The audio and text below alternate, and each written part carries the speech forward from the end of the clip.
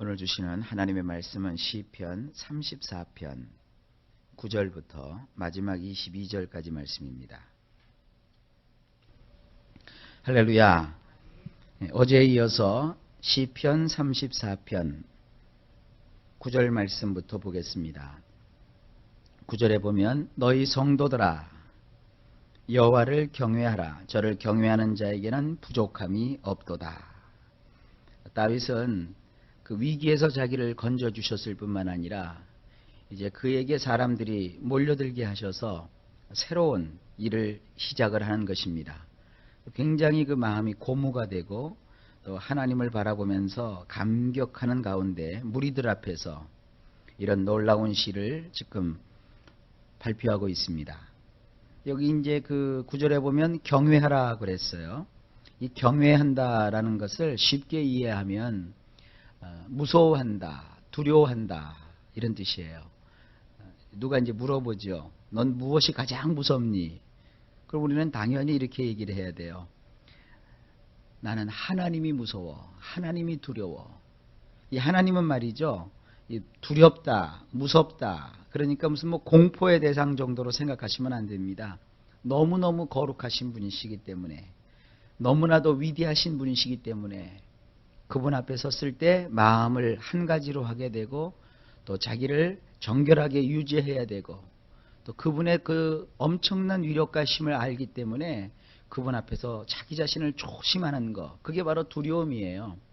그리고 하나님 앞에서 이 두려움이 예배로 연결되는 것입니다. 그래서 이걸 원문으로 한번 보게 되면 두려워하거라. 누구를? 아도나이 여호와를. 너희 거룩한 자들아.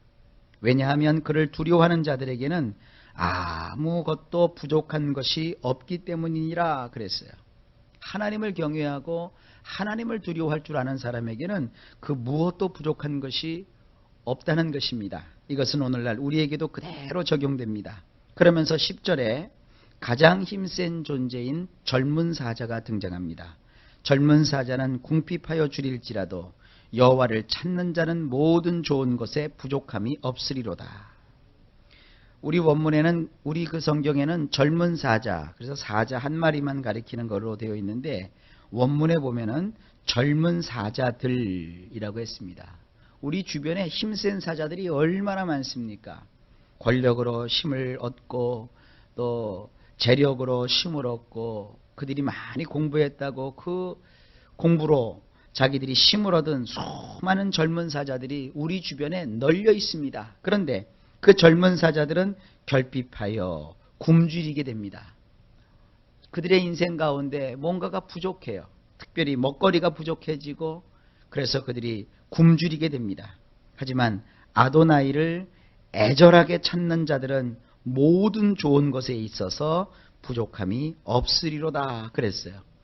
아도나이를 애절하게 찾는 자, 그러한 그 개개인들 한 사람 한 사람을 가리키는 거예요. 그런 아도나이를 애절하게 찾는 자들은 모든 것에 부족함이 없다 그랬습니다. 그래서 11절에 말합니다. 너희 소자들아 와서 내게 들으라. 내가 여호와를 경외함을 너희에게 가르치리로다. 그래서 이 소자들이라고 하는 것은 나의 자녀들아, 또 나의 후손들아 이런 뜻입니다. 오라. 너희 자녀들아 와서 나에게 들으라.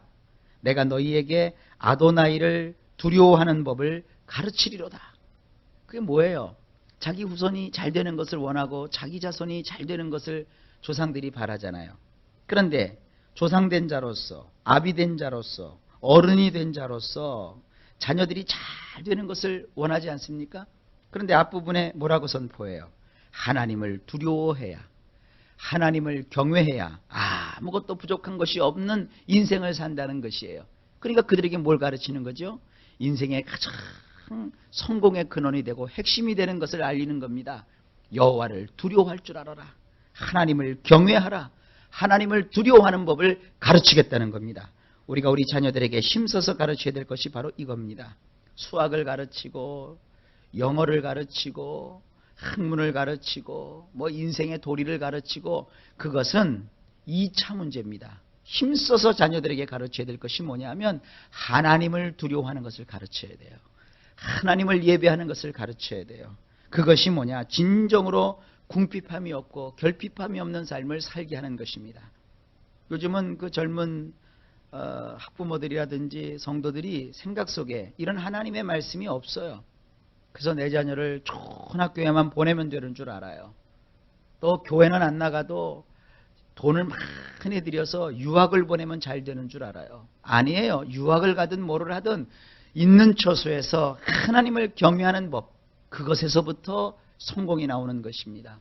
젊은 사자를 만들지 마세요. 겉으로 볼 때는 연약하고 부족하다 할지라도 하나님을 두려워할 줄 아는 자녀를 만들어야 그가 결단코 인생 속에서 모든 좋은 것에 부족함이 없게 되는 것입니다. 기억하십시오. 힘세다고 능력이 있다고 그것은 다 젊은 사자가 되는 거예요. 그들은 인생을 살면서 결핍하여 굶주릴 수 있게 됩니다. 그러나 하나님을 애절하게 찾는 자, 하나님 없이는 못 사는 자, 하나님을 그 앞에 모시는 자, 그 사람은 모든 좋은 것에 부족함이 없다고 오늘 성경은 우리에게 말하고 있습니다. 12절입니다. 생명을 사모하고 장수하여 복받기를 원하는 사람이 누구뇨? 여기 우리 성경으로 보면은 첫째 생명을 사모하고, 둘째 장수하고, 셋째 복받고 이렇게 되어 있는데 원문에는 두 가지로 되어 있어요. 원문을 보면 생명 얻는 것을 즐거워하고 많은 날을 살면서 선한 것을 보고 싶어 사모하는 자가 누구인가? 두 가지죠. 생명을 얻기를 즐거워하는 거예요. 이 세상 사람들은요, 목숨은 부지하고 잘 먹고 잘 살기를 원하는데 진짜 생명을 원치는 않아요. 여러분, 진짜 참 생명은 예수님 안에 있습니다. 예수님 안에 와야 우리는 영생을 얻게 되고 하나님 주시는 생명을 누리게 돼요. 근데 그것을 즐거워하는 사람들은 그렇게 많지 않습니다. 심지어는 교회를 다니는 사람들도 자기가 예수를 믿고 하나님의 자녀가 되어서 예수님의 생명이 자기 속에 있다는 사실을 기뻐하기보다는 그저 내 손에 뭐가 들어와야 기뻐하고 내 눈앞에 뭔가가 차야 만족하고 내가 이 세상 사는 동안에 그저 나의 육신의 정욕, 안목의 정욕, 이생의 자랑이 차야만 기뻐하는 사람들이 너무너무 많아요. 그러나 오늘 성경은 생명 얻기를 즐거워하고 그리고 많은 날을 사는 동안에 그 사는 날 동안 선한 것을 보고 싶어서 사모하는 자가 누구인가 물어보고 있습니다. 그러면서 그렇게 살으려면 이렇게 되어야 된다 하고 13절부터 나와요. 내 혀를 악에서 금하며 내 입술을 괴사한 말에서 금할지어다. 굉장히 어렵게 되어 있죠. 너의 혀를 악으로부터 지켜라. 그리고 너의 입술로, 여기서 괴사한 말이라고 하는 것은 뭐냐면 변절하는 말을 뜻해요. 그러니까 변절하는 말을 하지 아니할지라. 여러분 살면서 여러분 혀와 여러분의 입술을 얼마나 하나님 앞에서 지키십니까? 우리 혀를 지키고 우리 말을 잘해야 됩니다. 특별히 하나님 앞에서 변절하는 말을 하면 안 돼요. 우리가 아유 하나님이 어디 있어? 하나님이 뭐 나한테 그렇게 해주시겠어? 에휴 믿어도 소용없어. 이런 말, 이게 변절하는 말이에요. 이러면 안 돼요. 네, 환경이 아무리 달라지고 바뀌어져도 내 입은 일치하여 하나님은 위대하시도다. 하나님은 살아계시도다. 하나님은 역사하신다. 하나님은 능력이시다. 나의 하나님은 놀라운 일을 이루신다. 우리 하나님은 나에게 축복을 주신다. 이런 아름다운 말을 끊임없이 하나님 앞에 올리는 것이에요. 마귀는요, 우리의 마음을 뒤흔들어 놔요. 그래서 하나님 앞에서 이러한 놀라운 말을 하지 못하도록 합니다. 마귀에게 지는 자가 되지 마시고 마귀를 이기고 승리하는 자가 되시기를 예수님의 이름으로 축복합니다. 그 다음에 14절에 보니까 악을 버리고 선을 행하며 화평을 찾아 따를지어다 그랬어요. 여기서는 악을 우리가 대할 때 악으로부터는 너희 자신을 비껴서고 그리고 선을 행하는 자가 되라. 그리고 평화를 모색하며 따를지어다. 항상 우리의 삶 속에는 평화한 것을 찾아야 돼요. 그리고 그 평화한 것을 따라가야 돼요. 이것이 바로 생명 얻기를 즐거워하며 많은 날을 살면서 선한 것을 보고 싶어 사모하는 자의 마땅히 행할 바입니다. 15절을 보시면 여호와의 눈은 의인을 향하시고 그 귀는 저희 부르짖음에 기울이시는도다. 이 본문도 원문으로 보면 이렇게 되어 있습니다. 아도나이의 눈은 의로운 자 위에 머물러 있으며 그분의 귀가 도와달라고 외치는 그들을 향하여 있느니라. 조금 뉘앙스가 다르죠? 주님은 의로운 자 위에 그 눈을 머물러 두십니다. 그리고 주님의 귀는 하나님 앞에서 하나님 좀 도와주십시오. 하나님이 없으면 안 됩니다. 하나님 나를 좀 도와주십시오. 이런 사람들의 그 외침을 향하여 그분의 귀가 열려 있는 것입니다. 16절에 여호와의 얼굴은 행악하는 자를 대하사 저희의 자취를 땅에서 끊으려 하시는도다. 원문으로 보면 아도나이의 얼굴은 악을 행하는 자와 맞서시나니 땅에서 아예 그들에 대한 기억조차 없도록 잘라버리려 하시는도다. 우리 성경에서는 그들의 자취를 땅에서 끊으려 하신다 그렇게 되어 있는데 원문의 뜻을 보면은 땅에서 아예 그러한 자들에 대한 기억조차 없도록 잘라버리려 하신다는 거예요. 아주 굉장하게 주님께서 이 행악하는 자를 미워하고 싫어하시는 거예요. 그러면서 17절에 보면 의인이 외침에 여호와께서 들으시고 저희의 모든 환난에서 건지셨도다. 이 원문에는 의인이라는 말이 없어요. 문맥의 흐름을 따라서 의인이라고 여기다가 의역을 해놓은 것이에요. 원문을 보면 이렇게 되어 있습니다. 그들이 부르짖음에 여호와께서 들으시고 그 모든 곤란함에서 끄집어 내시는도다. 그러니까 우리가 하나님을 두려워하고 하나님만 바라보고 하나님께만 도움을 청하는 자들이 하나님께 막 부르짖으니까 하나님께서 그들의 소리를 들으시고 아까 그 귀가 도와달라고 외치는 자들을 향해서 항상 열려 있다고 그랬잖아요. 그러니까 주님이 그것을 들으시고 그들이 처한 모든 곤란함에서 그들을 끄집어내시는 거예요. 건져내셨다는 말보다는 그 안에 있는 자들을 끄집어내시는 거예요, 하나님이. 그리고 18절에 보니까 여호와는 마음이 상한 자에게 가까이 하시고 중심에 통회하는 자를 구원하시는도다. 바로 하나님 앞에 부르짖어서 도와달라고 하는 사람들의 그 상태를 18절에 표현하고 있습니다. 원문에 보면 이것이 또 굉장히 아주 리얼하게 표현되어 있습니다. 가까이 하시는도다. 아도나이께서는 마음이 깨진 자들을 말이다. 그래서 이 마음이 상한 자들은 성경은요 마음이 깨졌다고 표현을 해요. 그리고 회개하느라고 그 호흡이 갈갈이 부서져 깔딱깔딱거리는 자를 구원하시는도다. 사람이요 아주 심한 슬픔을 겪는다든지 또 아주 심하게 눈물을 뿌리면서 하나님 앞에서 또 울게 되면 어떻게 돼요? 호흡이 막 거칠어지게 되고 너무너무 막 하나님 앞에 애절하게 호소하다 보니까 숨이 깔딱깔딱해져요.